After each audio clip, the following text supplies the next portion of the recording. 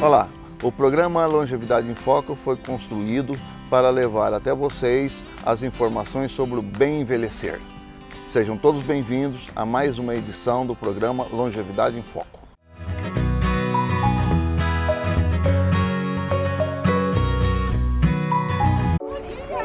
Oi, família.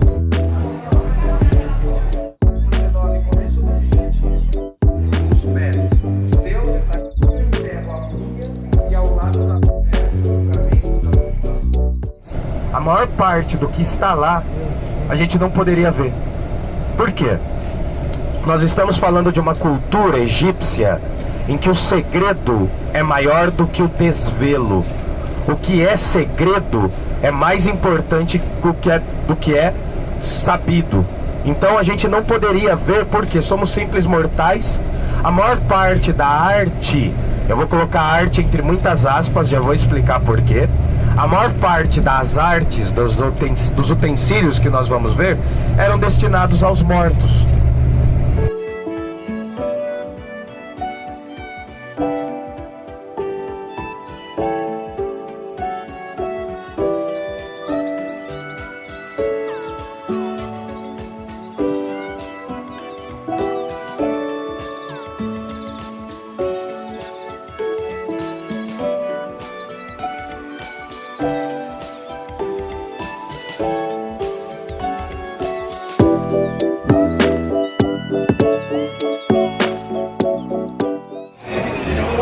Esse almoço foi maravilhoso.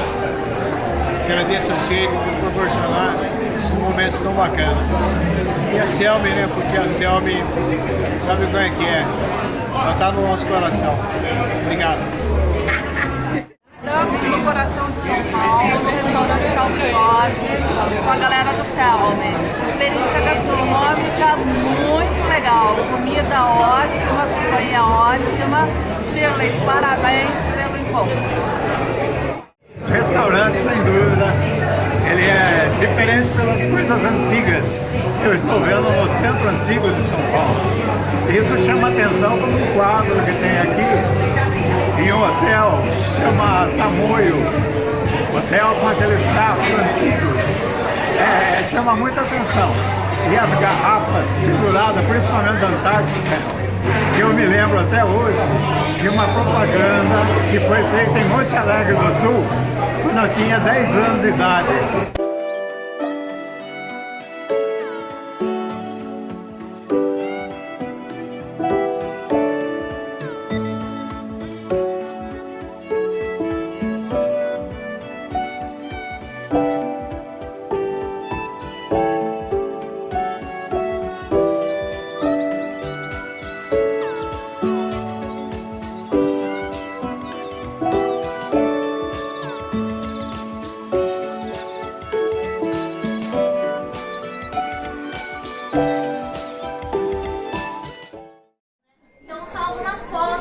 Das pessoas que trabalharam nesse processo, que também, nesse caso, né, a gente vê crianças trabalhando, né, nesse processo da escavação. E aqui são essas apresentações do professor Cícero. É interessante a gente perceber também, tem um filósofo alemão que eu gosto bastante, chamado Walter Benjamin.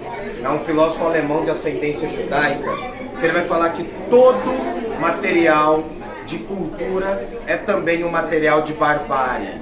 Não há obra cultural que também não seja de barbárie. Por quê? Se você olhar na fisionomia das pessoas, os que estão escavando não são os donos da escavação. Então assim, lembra que eu falei lá no ônibus da egiptologia? Quando isso acaba sendo desenvolvido, quando os franceses, principalmente as missões francesas do século XVIII para o XIX, começam a ter um contato maior com essa cultura egípcia, começa a tentar dominar os parâmetros culturais dessa cultura egípcia, o que vai ocorrer também é a subjugação desses povos. Lembrando que a gente está falando de um período em que está prestes a acontecer o canal de Suez, que é aquele canal que liga aquela partezinha do Egito ao continente africano, né? Então a gente tem que entender que esses modelos, essas concepções fazem parte de uma cultura que também é barbárie. O europeu, quando chegou ao Egito, ele chegou com olhares superiores. Então, olhem, a imagem está contando já a história pra gente. Olha a condição dessas pessoas que estão escavando. Provavelmente elas não estão sendo conhecidas como os grandes escavadores, entenderam? Eles não fazem nada. Aqui é uma representação, uma tentativa de imersão para a gente entender que esse processo de tirar os utensílios, a gente acha que é de uma vez, não é. Os sítios arqueológicos são extremamente difíceis. Haja visto, por exemplo, aqui no Peru. Os sítios arqueológicos do Peru são de extremo cuidado e extrema complexidade. Então é um pouco para a gente entender que ao visitar uma outra cultura, a gente não pode olhar de cima, nem de baixo. A gente olha de igual para igual. Tudo bem? Então é um pouco disso. Olha a fisionomia dessas pessoas reais que estão escavando. Principalmente os escavadores eram franceses e britânicos, porque eles conflituavam para ver quem ia ter a posse da região do norte da África. É uma região de passagem marítima, é uma região estratégica. A gente vai ver agora, aqui atrás, essa reprodução das páginas desse livro da Expedição de Napoleão, que elas estão escaneadas, né? Elas estão reproduzidas aqui. Quando a gente vê lá no final do século XIX, começo do XX, os caras da Belle Époque, lá da França, eles foram se inspirar em obras com essas técnicas. As litografuras, essa questão do serialismo, de produzir, de reproduzir em massa uma obra, tem a ver com esse momento aqui também. Eles estavam tentando reproduzir as outras culturas. Olhem, porque tem os obeliscos, que são os símbolos, né, fálicos que eu falei para vocês, um tanto quanto totêmicos.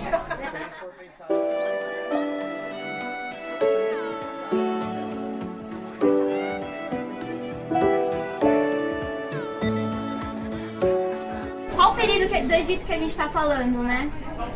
Sei lá, de 3.000 a.C. até 300 a.C., uma civilização de mais de 3.000 anos de idade. O Brasil que vocês conhecem hoje, colonizado. Quanto tempo também? Da gente pensar nessas idades mesmo, né? Quanto tempo que a gente conhece o Brasil? Existia Brasil antes? Existia, né? Mas qual que era esse Brasil também? Pensando nessas civilizações, né? Essas diferenças, né, das civilizações, da cultura, né? Porque o Egito hoje ele é muito conhecido por conta dessa cultura de manter, guardar. Aí é legal falar de hoje. Vocês já ouviram falar da nação indígena Yanomami? Sim. Os Yanomamis, eles têm um hábito super diferente dos egípcios, na verdade quase o contrário. Que os egípcios, por exemplo, eles tinham essa de guardar as coisas, guardar essas coisas materiais, os móveis, objetos, tesouros, né? Inclusive, né? Essas preciosidades, essa coisa material, guardar para a vida da vida após a morte, a eternidade.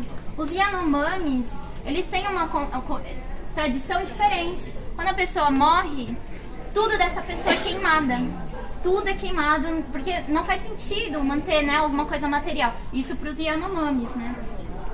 Manter essas coisas materiais, né? Então eles queimam tudo, inclusive, né? Eles têm essa outra coisa de queimar e a cinza da pessoa, eles queimam também a pessoa, e a cinza das pessoas vai pro banquete.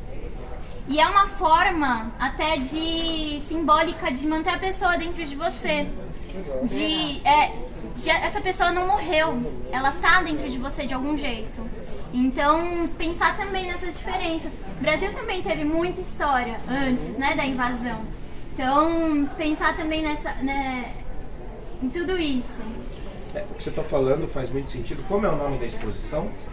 Egito, do cotidiano à eternidade. É uma reflexão sobre o fugaz dos seres humanos. Por mais que o faraó fosse um enviado do deus Ra, por mais que ele fosse um símbolo de Ra na Terra, ele era humano e ele morria em um determinado momento.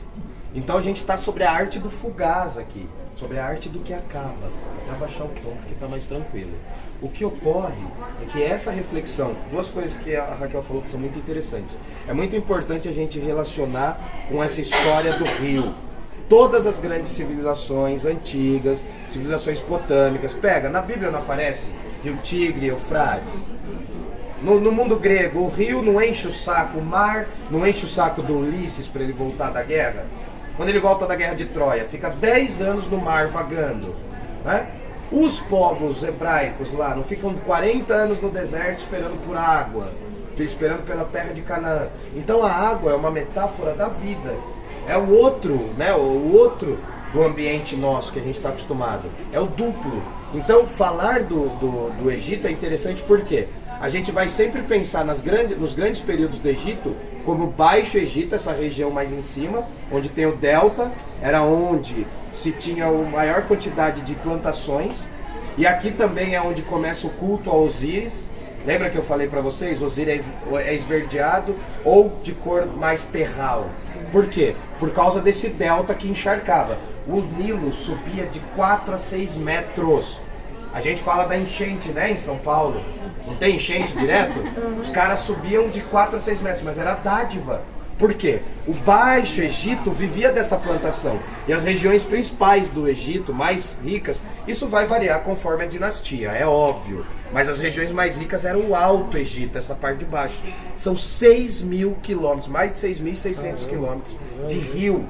Pra vocês terem uma ideia, o Brasil tem 8.000 quilômetros de litoral. 2.000 quilômetros apenas a mais. Então o rio Nilo é uma dádiva mesmo. Então aquilo que eu falei do Heródoto, do historiador grego, ele vai falar, não, pô, o Egito só existe por causa do Nilo.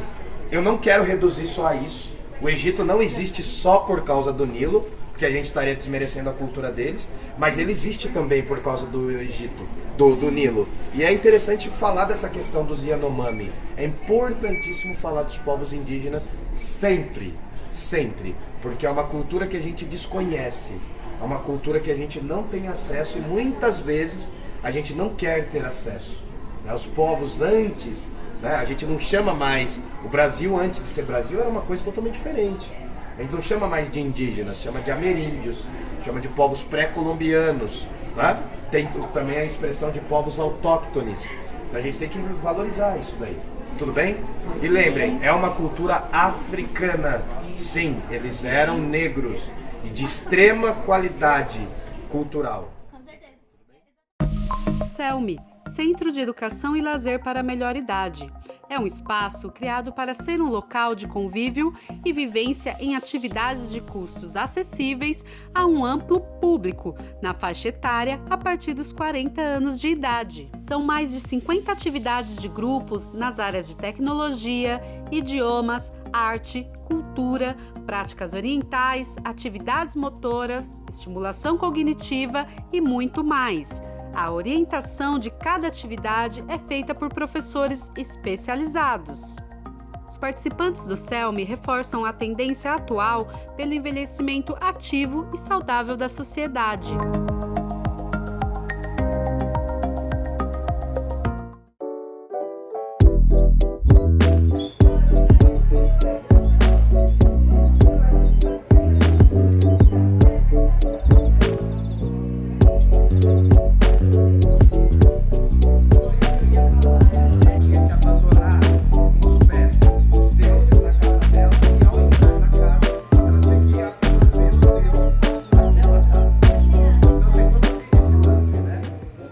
Isso que impressionava os gregos. Por quê? Na cabeça de um grego, eu faço uma estátua como um ornamento artístico. Tem um caráter mimético, um caráter de imitação do real.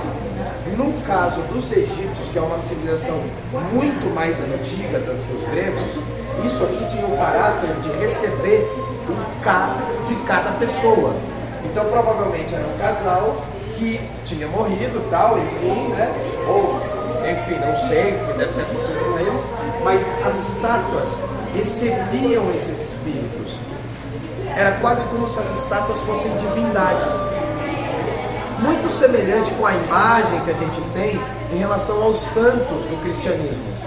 Os santos do catolicismo, eles não ocupam um lugar de destaque na casa das pessoas, não tem um lugar. A gente foi no Salve Jorge, não sei se vocês viram. Quem foi ao banheiro viu que tinha um São Jorge lá no alto, todo ornamentado, todo arrumado. Então nós fazemos coisas semelhantes. Não é igual, mas é semelhante. Essa tinta, né, a maquiagem que eles usavam não era só estética. Tanto homens quanto mulheres usavam, servia para proteção, né, do olho. Então servia para proteger do sol, da areia. Era composto com vários químicos, várias coisas que ajudavam nesse processo de proteção. Também de doenças do rio Nilo, né, quando eles mergulhavam. Então eles protegiam, né, esse olho de doenças.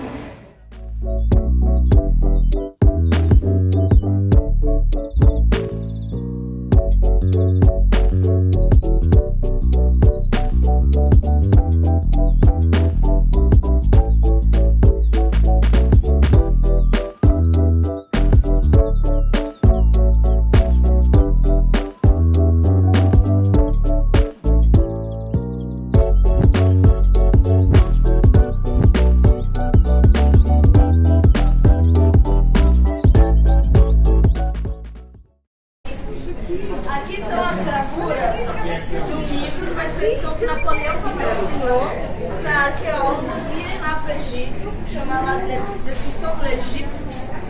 Descrição do Egito. Então ele manda esse grupo de arqueólogos, quando começa esse grande fascínio, né, da Europa em cima do Egito, ele manda lá pro pessoal e dá uma saqueadinha de leve e dá uma explorada em tudo que estava acontecendo. Porque todas essas artes serialistas vão aparecer na Arte Deco do final do século XIX. Para quem foi ver o Afonso Mucha lá entre 19 e 20, aparece tudo isso daí com o período da Belle Époque.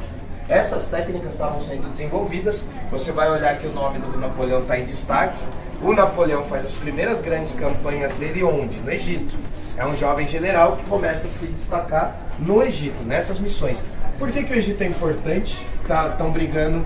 A Inglaterra está brigando com a França para ver quem faz primeiro o canal de Suez. Vai ter essa disputa.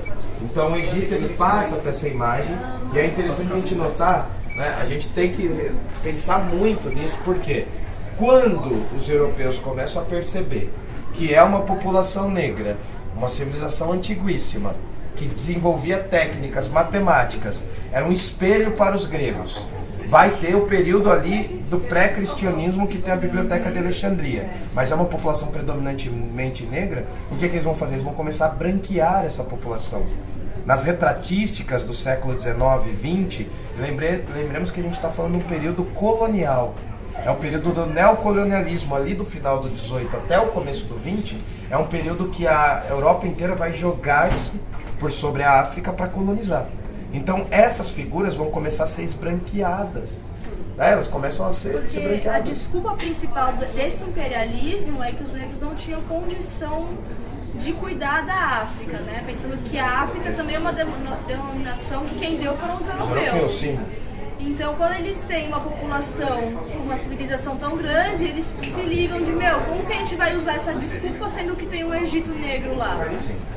Só que assim, a gente também tem que pensar que essa ideia de evolução é uma ideia também eurocêntrica, porque eles só consideram o Egito tão evoluído porque é uma civilização muito parecida com a Europa. Sim.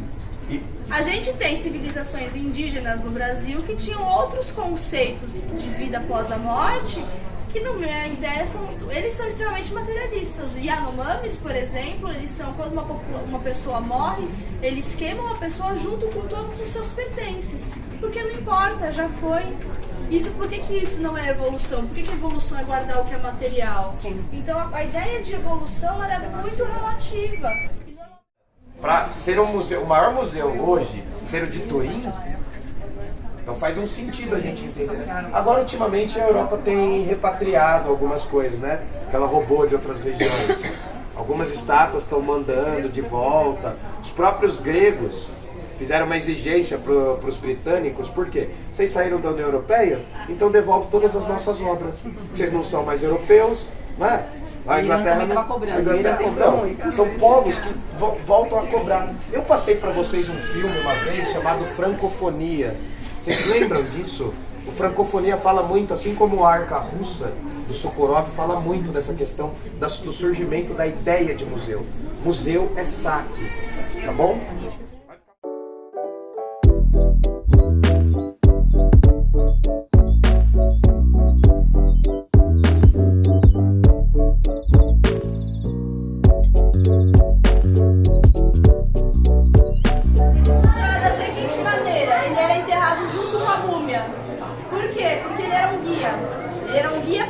Saber o caminho que ele tinha que fazer para o julgamento para saber se ele ia conquistar a vida eterna. Então essa daqui é uma série de encantamentos. Tem tem uma coisa, quanto maior poder aquisitivo você tinha, maior o livro dos mortos você poderia comprar.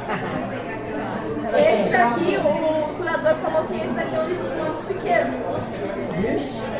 Normalmente o faraó era gigantesco, porque ele tinha mais direito. Mas eu queria chamar a atenção, principalmente para cá.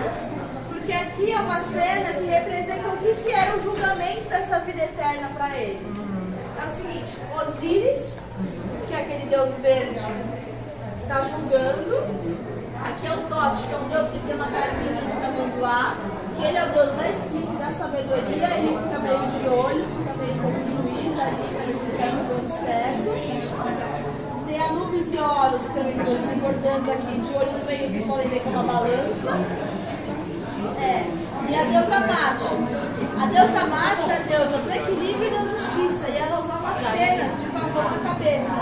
Então o julgamento era feito como? Era colocado de um lado da balança o coração e do outro a pena da deusa Mate. Se o coração fosse mais pesado, já vale. Já era, você não conquistou a vida eterna.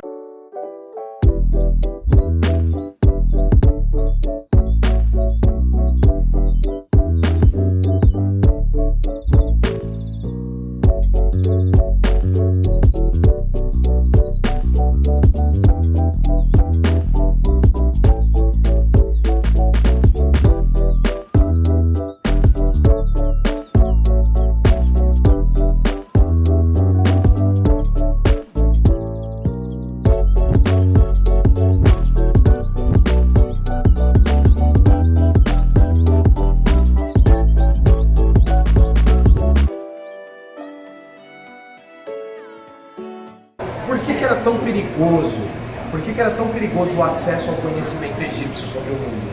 Os gregos falavam assim, se você desvendar o conhecimento egípcio, você desvenda a sabedoria dos deuses. Talvez porque eles tinham um conhecimento tão grande de anatomia, porque uma das técnicas que eu fazia era o quê? Tem técnicas da medicina que eles usam hoje, na medicina forense. Eles colocavam tubos no morto para tirar os órgãos o mais intacto possível, porque também você não podia sair cortando o corpo do morto. A maior parte das coisas você tirava pelos orifícios. Você tirava o cérebro pelo nariz.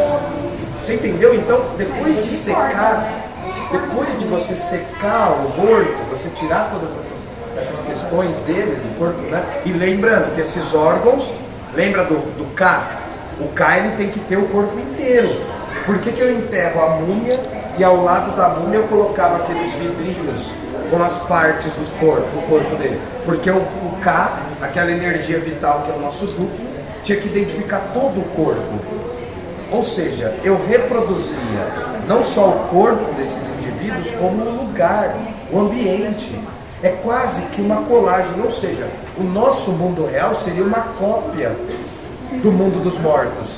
Quem vai falar isso mais de 1000 anos depois, mais de 3000 anos? O Platão. O Platão vai pensar coisas assim, semelhantes. Olhar para isso, cara, é olhar para a finitude e ao mesmo tempo para a eternidade. Os nossos corpos provavelmente não vão durar isso, porque não são embalsamados. Já quero ser cremado. Eu também. Mas o legal é ver que tem uma técnica, acho que eu não falei tanto isso, mas por exemplo, todo o desenvolvimento da mumificação também trouxe novas técnicas para desenvolver o papiro. O mesmo papel, as mesmas formas, né? O cânhamo, eles vão usar várias formas, né, para desenvolver o papiro. A mesma coisa que servia para escrever, servia para enfaixar os mortos. Isso que é mais legal. Ela fica pequenininha assim porque imaginem que vai secando, né?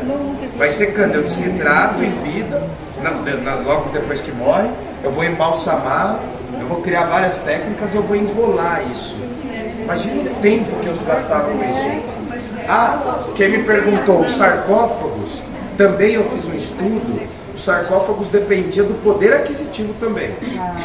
Então assim, o alto escalão tinha madeira, ossos, materiais mais preciosos, tinha incrustado várias coisas, eu colocava peças de ouro, né? Os mais pobres tinham ossos. Então isso variava muito do grau de poder, mas mumificação é basicamente para a alta nobreza, para a elite da elite mesmo.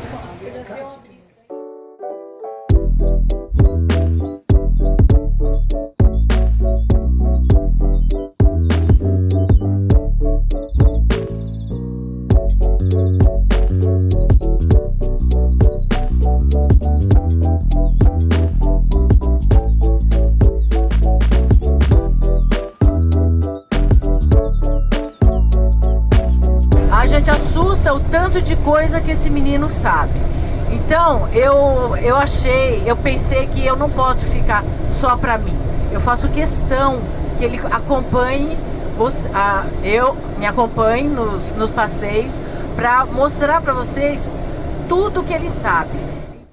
Então eu gostaria muito que vocês fossem, como diz a Rosana, degustar um curso dele, todos eles. Eu vou em todos, a Claudinha vai em todos, eu vou em quase todos, a Claudinha vai em todos. Tem mais aula comigo que eu mesmo.